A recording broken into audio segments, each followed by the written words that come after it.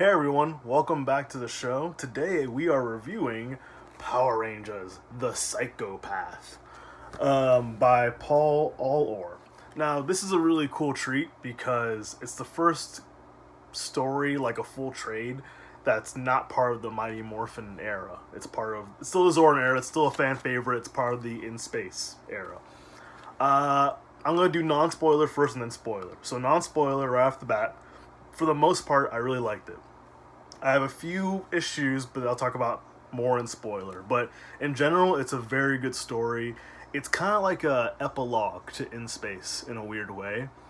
Even if you haven't watched the Lost Galaxy stuff, because she doesn't have her Lost Galaxy morpher for some reason. I was a little confused about when this happened for a little bit. But it seems to take place after Lost Galaxy and all that stuff. Basically, since the last time we saw these characters. Psycho Green is back, obviously.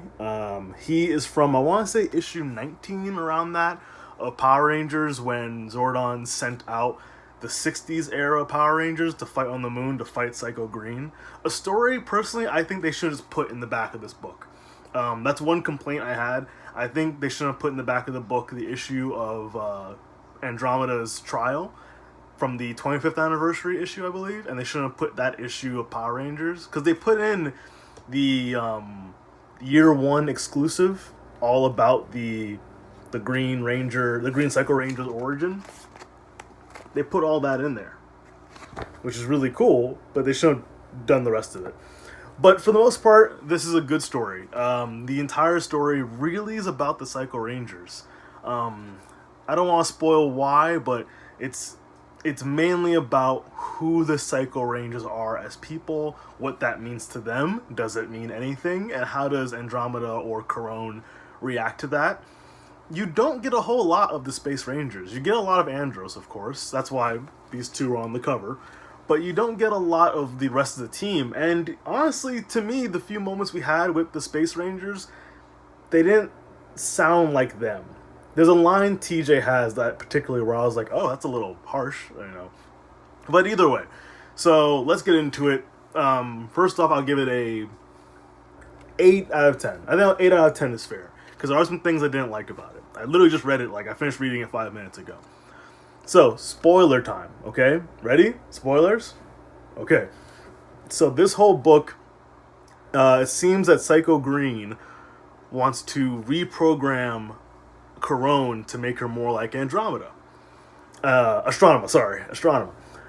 So I found it kind of weird, because then she's like, I already am both women at the same time. And she exploded energy out of her hands and said her staff was a crutch. And a part of me is like, where are all these powers coming from? She was a human-ish, whatever, KO-35, whatever. And the story starts off with the Psychos attacking KO-35 and hunting down Karone.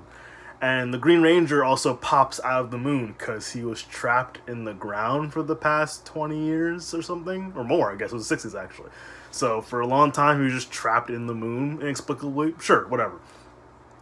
He finds the data cards of the Psycho Rangers, which is a big plot point in this whole story, and brings them back, and they try and find their mother, who they call Karone. I didn't remember the episodes, I guess, in detail from In Space, but apparently Astronema was the one who corrupted the human forms and turned them into data and turned them into Psycho Rangers. I thought, based off the origin of Psycho Green, that all the Psycho Rangers had a similar origin, like they were bad people and then they took their energy and made them into Rangers, but I guess not. Or we don't know, because they don't know their own past. A lot of this story is Karone showing the humanity to the Psycho Rangers, which is an aspect I liked, because every time they'd fail, Psycho Green would just kill them and then reprogram them and put them out again. This time she'd say, don't do that, and let's just teach them. Teach them teamwork. Teach them responsibility. Say, hey, don't kill everyone. Just try and do something smart. Now, here's where I get into some of my complaints, because Psycho Green, we didn't find out what his end goal was. We know he wanted to reprogram Astronema, but we don't know why. And then they were going to all of Dark Spectre's secret bases, but again, we didn't know why. And I felt like a disconnect between the main plot, which was showing humanity to the Psycho Rangers, and the actual plot of what the bad guy's trying to do. It felt like a weird disconnect, and I have some issues with that. I like the idea that people could read this and have two points of views. Either you're on Andros' side or you're on Caron's side. And I like that. A little more nuanced. The characters did feel a little more nuanced in that sense. But there's a line by TJ where he basically says, someone said, was it Caron or was it Astronema, basically. And he says, or maybe not. I mean, she did create them. Or Astronema did. Whatever. If there is even a difference anymore. So at this point, keep in mind, they gained her... She trusts them, they gained her trust, whatever. Then go to Lost Galaxy. She became the Pink Ranger. She's a good person now. And this is after all that. And TJ still doesn't trust her. Like, that didn't feel very Power Rangers. So, I don't know. Also, we had a lot of moments of Andros and Caron fighting. Now, basically, Caron's whole plan was she was going to teach them humanity, teach them all these positive things, but then she was going to get their data cards, reprogram it, and then kill them and bring them back with more of a sense of right and wrong, mixing with the memories they already currently have. Which, thankfully, immediately the Psycho Rangers said, well, now you're treating us the same way Psycho Green treated us. And you find out, instead, she destroyed the data cards completely, so they can't be resurrected. But now they have to kind of learn for themselves. And I'm like, that's a little dangerous.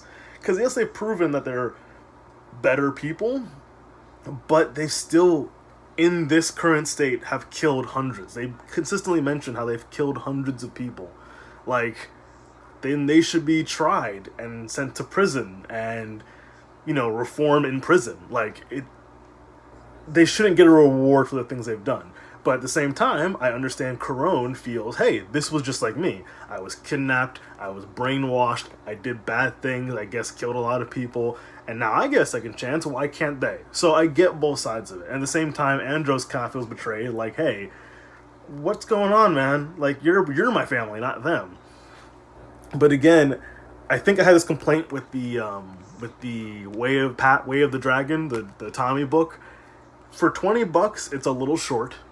I kind of wish it was thicker. Like I said, I wish they put in those backstories.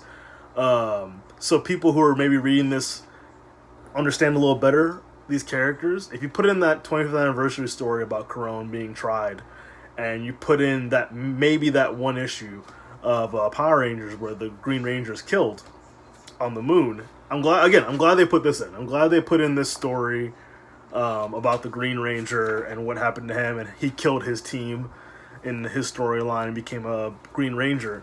But something's missing. Something in the story I feel like needed one more act. Like, when you read the Tommy one, you see every act, kind of basically based off each Ranger he turns into. And by the end of it, it felt like a great conclusion.